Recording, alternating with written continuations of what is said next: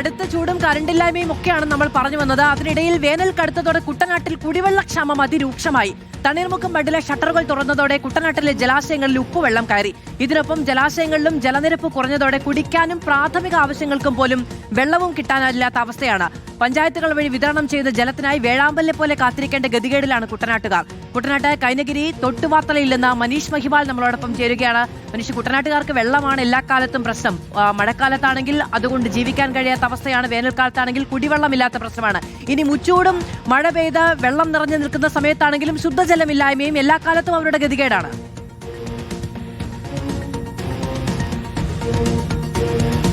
മാധു, നമ്മൾ കുട്ടനാട്ടിനെ പറ്റി സ്ഥിരവും പറയാറുള്ള ഒരു പല്ലവിയുണ്ട്. അതായത് ചുറ്റിനും വെള്ളമാണെങ്കിലും കുടിക്കാൻ ഒരിറ്റ് വെള്ളമില്ലെന്ന്. ഇവിടെ കുടിക്കാൻ മാത്രമല്ല, പ്രാഥമിക ആവശ്യങ്ങൾക്ക്, അതായത് ശുചിമുറിയിലേക്ക് എടുക്കാൻ, ഒപ്പം തന്നെ കുളിക്കാൻ ആവശ്യമായിട്ടുള്ള വെള്ളം പോലുമില്ല. അതായത് വേനൽക്കാലത്ത് അല്ലാത്ത സമയത്തൊക്കെ തന്നെ കുടിവെള്ളം വില കൊടുത്ത് വാങ്ങും, അല്ലാത്ത വെള്ളം ജലാശയങ്ങളിൽ നിന്നും. പക്ഷേ ഇപ്പോഴിതാ ജലാശയങ്ങളും വെള്ളം വറ്റിയിരിക്കുകയാണ്, അവിടെയും ചെളി നിറഞ്ഞിരിക്കുകയാണ്. ഇപ്പോഴിതാ ഒരു ജലാശയം നമുക്ക് കാണാം, ജലാശയം നിറച്ച് പോള പിടിച്ച് കിടക്കുകയാണ്. അതുകൊണ്ട് തന്നെ ഈ ജലാശയത്തിലെ വെള്ളം ഉപയോഗിച്ച് പാചകം ചെയ്യാനോ കുളിക്കാനോ പ്രാഥമിക ആവശ്യങ്ങൾക്കോ പറ്റില്ല. അത്രത്തോളം വിഷാംശം ആ ജലത്തിലുണ്ട്. ഈ പാടശേഖരത്തിലൊക്കെ തന്നെ ഉപയോഗിക്കുന്ന കീടനാശിനി അടക്കമുള്ള കാര്യങ്ങൾ, ഹൗസ് ബോട്ട് മേഖലയിലെ, കായൽ ടൂറിസം മേഖലയൊക്കെ തന്നെ മാലിന്യം കുട്ടനാട് മേഖലയിലേക്കുണ്ട്. അതുകൊണ്ട് തന്നെ കുടിക്കാൻ മാത്രമല്ല, കുളിക്കാനോ പ്രാഥമിക ആവശ്യങ്ങൾക്കോ വെള്ളമില്ലാത്തതാണ് ഈ വേനൽ കടുത്തതോടെ കുട്ടനാട് ജനങ്ങളെ വലിയ ആശങ്കയിലാക്കുന്നത്. അങ്ങനെ ദിവസങ്ങളായി വെള്ളം എത്താൻ വേണ്ടി ഈ വള്ളത്തിലോ അല്ലെങ്കിൽ ഈ ചെറിയ വഴിയിലൂടെ വഴിയിലൊക്കെ തന്നെ വരുന്ന വാഹനത്തിലെത്തുന്ന കുടിവെള്ളത്തിന് വേണ്ടി കാത്തിരിക്കും. ഇതുപോലെ ഉള്ള ബക്കറ്റുകൾ നമ്മൾ കുട്ടനാട്ടിലെ പല സ്ഥലങ്ങളിൽ ചെന്നാൽ കാണാൻ കഴിയും. 3-4 ദിവസമായി ആ ബക്കറ്റ് അവിടെ ഇരിക്കാൻ തുടങ്ങിയിട്ടെന്നാണ് ചേച്ചി പറഞ്ഞു.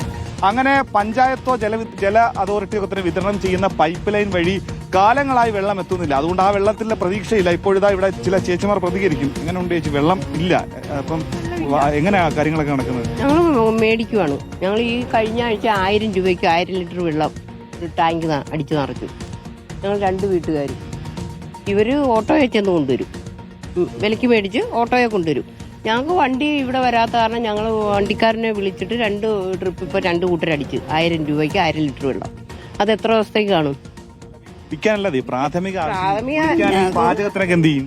വർഷങ്ങളോളമായി വെള്ളം ഇല്ലാതായിട്ട് ഞങ്ങൾക്ക് പൈപ്പില്ല, 2 കൂട്ടർക്ക് പൈപ്പില്ല, ഞങ്ങൾക്ക് വെള്ളമില്ല. പിന്നെ ഞങ്ങൾ ഇതൊക്കെ കൊണ്ട് ജീവിക്കുന്നു. വെള്ളം കൊണ്ടുവരാൻ ആളില്ല, മകനുള്ളത് അസുഖക്കാരനാ. പിന്നെ ഞങ്ങൾ വില കൊടുത്ത് 1000 രൂപ കൊടുത്ത് വെള്ളം മേടിച്ചാണ് കുടിക്കുന്നതും കുളിക്കാനും മറ്റാവശ്യങ്ങൾക്കൊക്കെ കുളിക്കുന്നതൊക്കെ. ഇതിനകത്തും കുളിക്കും, പൈപ്പില് വിലക്ക് മേടിച്ചതിന്റെ അകത്തൊക്കെ കുളിക്കും. പിന്നെ എന്ത് ചെയ്യും? പിന്നെ ഞങ്ങൾ എന്ത് ചെയ്യും? കിട്ടുന്നില്ല, വെള്ളം കിട്ടുന്നില്ല. ആ മേടിക്കുന്ന വെള്ളത്തിലാണ് കുളിക്കുകയും അലക്കുകയും എല്ലാം ചെയ്തു, പാചകമല്ല, അല്ലാതെ വേറെ നിവൃത്തിയില്ല. ഇപ്പൊ എടുത്തവർക്ക് വെള്ളം കിട്ടുന്നില്ലല്ലോ, അവർക്ക് പലപ്പോഴും അങ്ങനെ കിട്ടുന്നുള്ളൂ വെള്ളം. നമ്മൾ ഈ കുട്ടനാട്ടിൽ കാലങ്ങളായിട്ടുള്ള വിഷയമാണ്. അപ്പോൾ എന്തെങ്കിലും ഒരു പരിഹാരം ഉണ്ടാകുമെന്ന് പ്രതീക്ഷിക്കുന്നുണ്ടോ? പരിഹാരം ഉണ്ടാകും എന്നുള്ള പ്രതീക്ഷയുണ്ട്. പക്ഷേ ഇതിപ്പോൾ നമ്മുടെ ഈ തോടെങ്കിലും ഒന്ന് വൃത്തിയാക്കി, നാളുകളായി പോളതിങ്ങനെ ഇങ്ങനെ കിടക്കണം. മറ്റേ ഞങ്ങൾ ഇതുപോലെ തന്നെ സ്ത്രീകൾ തന്നെ സംഘടിപ്പിച്ചും കൊണ്ട് പോള വാരി വൃത്തിയാക്കി, തോടും ജലാശയം നല്ല വൃത്തിയാക്കി കിട്ടുകൊണ്ടിരുന്നു. നല്ല ഒഴുക്കുണ്ടായിരുന്ന സ്ഥലമാണ്. പക്ഷെ നമുക്ക് ഇപ്പോൾ ഒന്നും ചെയ്യാൻ പറ്റില്ല. കടകലും പുല്ലും വളർന്നങ്ങ് തോട് നികന്ന് ഒഴുക്കൊട്ടുമില്ല. ആ ഒന്നാമത്തെ കാര്യം, ആ തോടൊന്ന് വൃത്തിയാക്കി പോള മാറ്റും, തോടും ജലാശയം നല്ല രീതിയിൽ നീരൊക്കെ വർദ്ധിപ്പിക്കുന്ന രീതിയിൽ ഒന്ന് പ്രവർത്തിക്കുകയായിരുന്നെങ്കിൽ അതിന് പ്രയോജനം കിട്ടാൻ. പൈപ്പ് വെള്ളമില്ലാത്തപ്പോൾ നമ്മുടെ അത്യാവശ്യ പ്രാഥമിക ആവശ്യങ്ങൾക്ക് വേണ്ടിയിട്ട് ഈ വെള്ളം ഉപയോഗിച്ചിട്ടുണ്ട്. കുളിക്കുകയും അലക്കുകയും കുളിക്കുകയും കുടിക്കുകയും ചെയ്തിരുന്ന വെള്ളമാണ് തോടായത്. പക്ഷെ ഇപ്പോൾ ഒന്നിനും പറ്റത്തില്ല. അതാണ് മാധവ, ഒരു കാലത്ത് ഈ ജലാശയങ്ങളിലെ വെള്ളം കുടിക്കാനൊക്കെ തന്നെ ഉപയോഗിക്കുന്നത്. പക്ഷേ ഇന്നത്തെ ഒരു അന്തരീക്ഷത്തിൽ അങ്ങനെ ചെയ്യാൻ കഴിയില്ല. പിന്നെ കുട്ടനാട്ടിൽ സ്വാഭാവികമായി തന്നെ ബോർവെൽ, അതായത് ഭൂഗർഭ ജലം, നമുക്ക് ഇവിടുത്തെ ഒരു ഭൂമിശാസ്ത്രപരമായി തന്നെ ഭൂഗർഭ ജലവും ഉപയോഗിക്കാൻ കഴിയില്ല. കിണറ്റിലെ വെള്ളമോ അല്ലെങ്കിൽ മോട്ടോർ വെള്ളമോ ഉപയോഗിക്കാൻ കഴിയില്ല. അങ്ങനെയുള്ളപ്പോൾ മറ്റാവശ്യങ്ങൾക്കുള്ള വെള്ളം അല്ലാതെ തന്നെ പുറത്തു നിന്ന് എത്തേണ്ട സ്ഥിതിയാണ്. പക്ഷെ അങ്ങനെ കുടിക്കാൻ പോയിട്ട് ഇപ്പോഴിതാ കുളിക്കാൻ വെള്ളമില്ലാത്ത അവസ്ഥ. ഈ നിൽക്കുന്ന അമ്മമാരുടെയും ഈ നിൽക്കുന്ന വീട്ടമ്മമാരും ഒക്കെ തന്നെ വെള്ളത്തിന് വേണ്ടി ദിവസങ്ങളായി ഇവിടെ കാത്തു നിൽക്കുന്നവരാണ്. അങ്ങനെ കാത്തിരുന്ന അടുത്ത അവസാനം കുളിക്കാൻ പോലും, ഇവിടെ വന്നൊരു ചേച്ചി പറഞ്ഞു, കുളിക്കുന്ന തന്നെ 2-3 ദിവസം മാത്രം കൂടുമ്പോൾ കുളിക്കേണ്ട സാഹചര്യം വന്നു. അത് ഭയങ്കരമായ ഉഷ്ണമാണ്. ഈ ചൂട് എങ്ങനെ ഉണ്ട്? ഭയങ്കര ചൂടാ, കിടക്കാൻ പോലും പറ്റുന്നില്ല. 2-3 പ്രാവശ്യമാണ് കുളിക്കുകയും നനയ്ക്കുകയും ചെയ്യുന്നു.